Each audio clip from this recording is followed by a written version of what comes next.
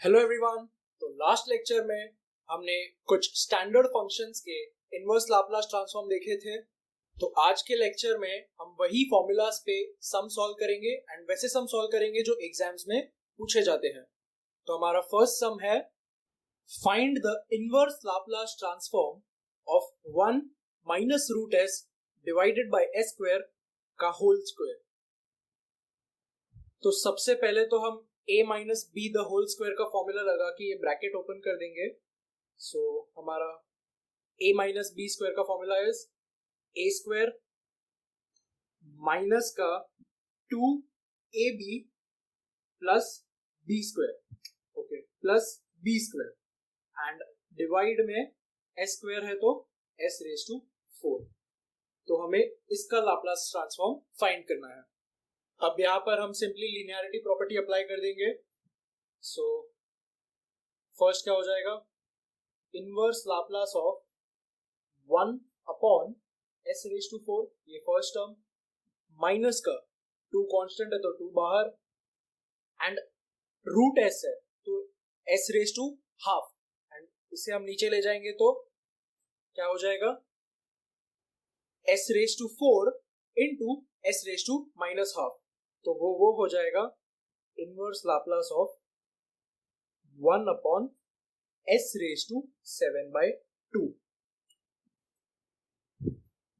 Plus inverse Laplace of s divided by s raise to 4। तो s और एक s cancel, तो यहां पर क्या बचा 1 upon s cube.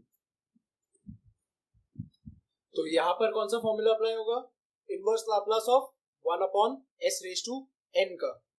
So inverse Laplace of 1 upon s raised to n is t raised to n minus 1 divided by n minus 1 का factorial।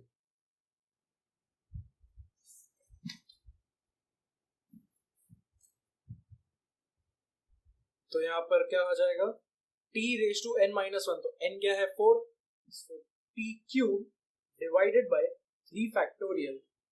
ये टर्म को बाद में लिखते हैं, ये वाले टर्म को inverse Laplace of 1 upon s raise to cube, ये भी सेम फॉर्म में है, inverse Laplace of 1 upon s raise to n के फॉर्म में।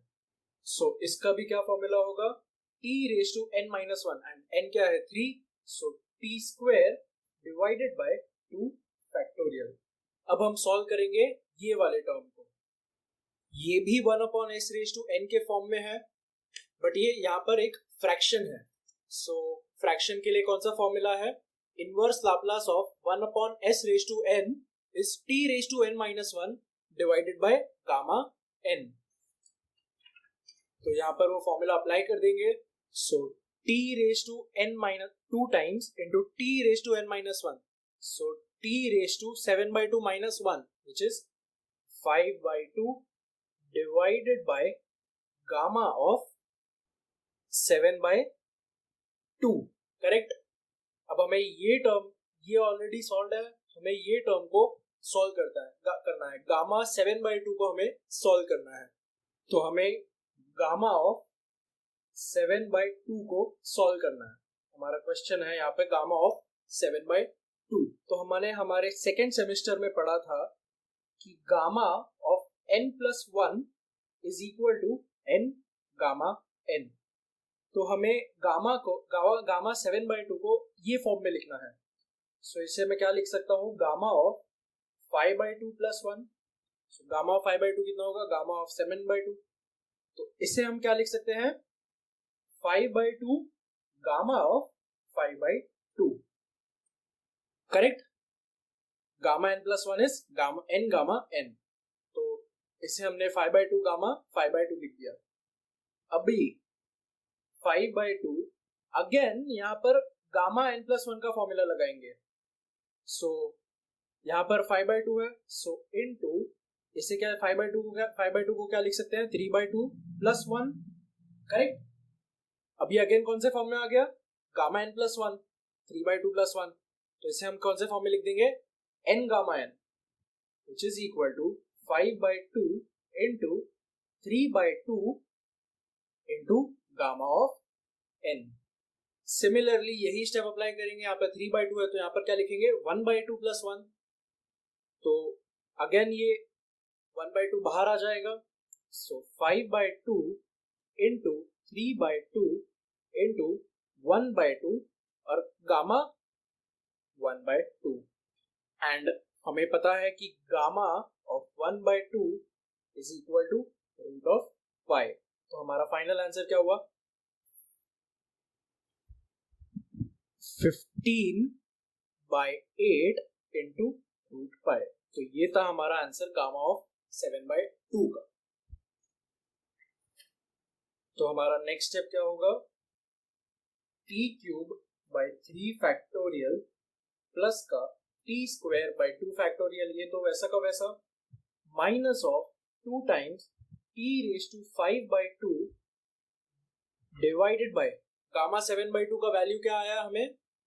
15√π डिवाइडेड बाय 8। तो डिवाइडेड बाय 8 को हम ऊपर ले जाएंगे तो ये मल्टीप्लाइड बाय 8 हो जाएगा। सो हमें हमारा फाइनल आंसर क्या मिला? t³/3 फैक्टोरियल एंड 3 फैक्टोरियल का वैल्यू इज 6 प्लस का t²/2, 2 फैक्टोरियल इज 2, माइनस का 16 डिवाइडेड बाय 15√π इंटू t⁵5/2। तो ये था हमारा फाइनल आंसर। बढ़ते हमारे नेक्स्ट सम पर। तो हमारा सेकेंड क्वेश्चन है, if Laplace of the function is equal to s+2 divided by s²+2 then find the derivative of the Laplace of the function. Sorry, find the Laplace of the derivative of the function. तो if हम Laplace of the function differentiated single time का formula देखें तो वो था minus का f(0) plus s into Laplace of the function. ये हमारा फॉर्मूला था, करेक्ट। अब हमें यही फाइंड करना है।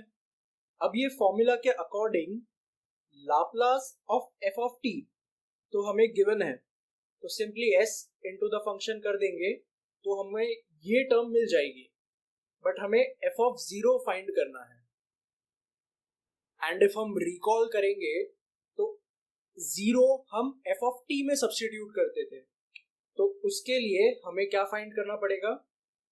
फाइंड f(t) एंड f(t) कैसे फाइंड होगा? हमें क्या दिया है? Laplace of the function is this. तो बस हम ये जो लेफ्ट हैंड साइड पे लाप्लास है उसे राइट हैंड साइड में ले जाएंगे तो हमें f(t) भी मिल जाएगा एंड देन f(t) में 0 डाल देंगे तो हमें ये वाला टर्म भी मिल जाएगा। तो स्टार्ट करते हैं हमारे सम के साथ।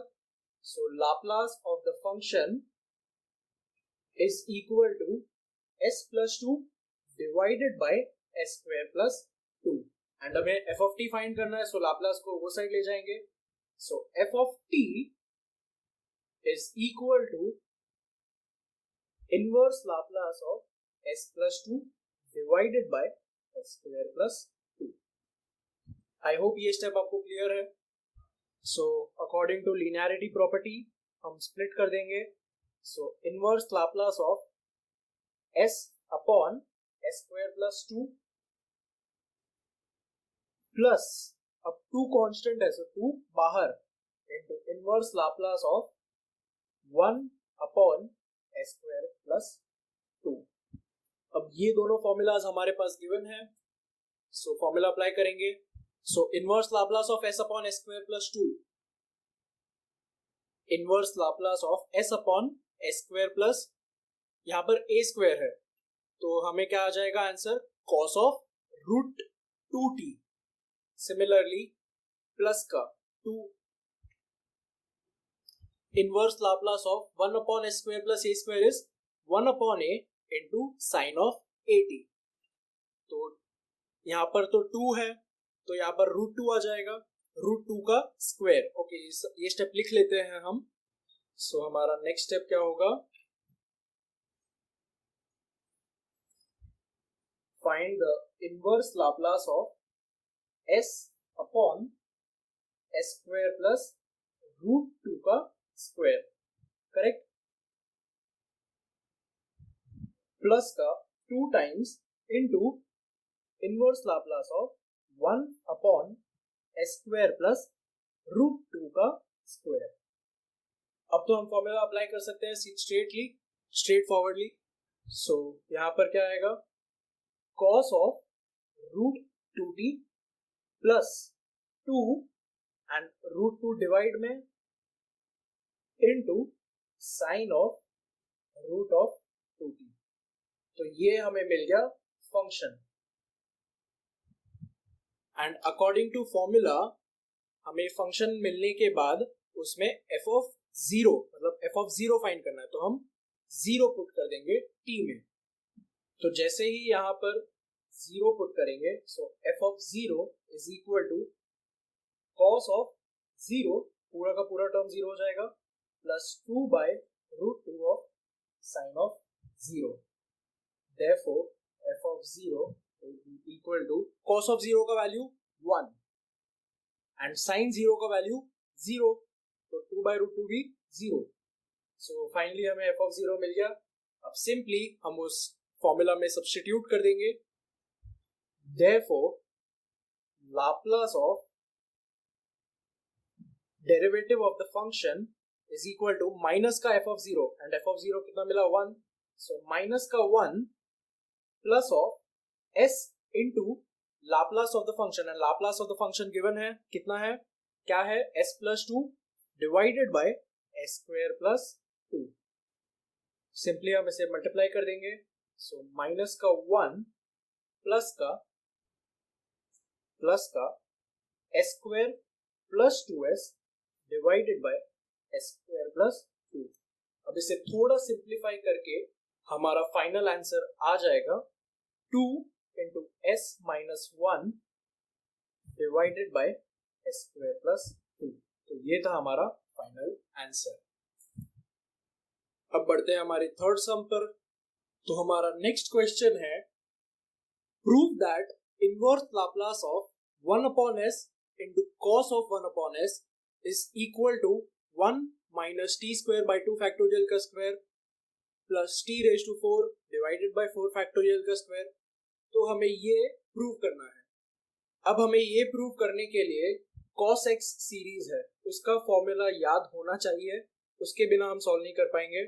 सो cos x सीरीज का क्या फॉर्मूला है, 1 माइनस का x square by 2 factorial plus x raise to 4 by 4 factorial minus x raise to 6 by 6 factorial plus ये सीरीज कंटिन्यू होगी टिल इंफिनिटी। सो यहां पर ये सीरीज का हम यूज करेंगे। सो यहां पर cos x है, यहां पर क्या है, cos ऑफ 1 by s। सो यहां पर हम क्या लिखेंगे, cos of 1 by s, and जहां पर भी x है वहां पर हम 1 by s सब्स्टिट्यूट कर देंगे। सो यहां पर क्या आएगा, 1 minus 1 upon 2 factorial into 1 upon s square, क्योंकि यहाँ पर x स्क्वायर है, तो यहाँ पर s का भी स्क्वायर हो जाएगा, प्लस का 1 upon 4 factorial into 1 upon s raise to 4, क्योंकि यहाँ पर x रेज टू 4 है। सिमिलरली माइनस का 1 upon 6 factorial into 1 upon s raise to 6 plus infinity. So यहां पर हमने cos of 1 by s find कर लिया, हमें 1 by s into cos of 1 by s find करना है। सो नेक्स्ट स्टेप क्या होगा, 1 by s से हम मल्टीप्लाई कर देंगे, cos of 1 by s is equal to, यहां पर क्या है, 1 by s आ जाएगा, 1 by s minus of 1 by 2 factorial into 1 upon s square है, एंड s से मल्टीप्लाई करेंगे तो s क्यूब प्लस का 1 upon 4 factorial into 1 upon s raise to 5, s raise to 4 into 1 upon s minus का 1 upon 6 factorial into 1 upon s raise to 7 plus till infinity. And simply अब ये जो term है उसका हम इनवर्स लाप्लास फाइंड कर देंगे। सो inverse Laplace of 1 upon s into cos of 1 by s will be equal to inverse Laplace of this term, ये पूरे टर्म का इनवर्स लाप्लास,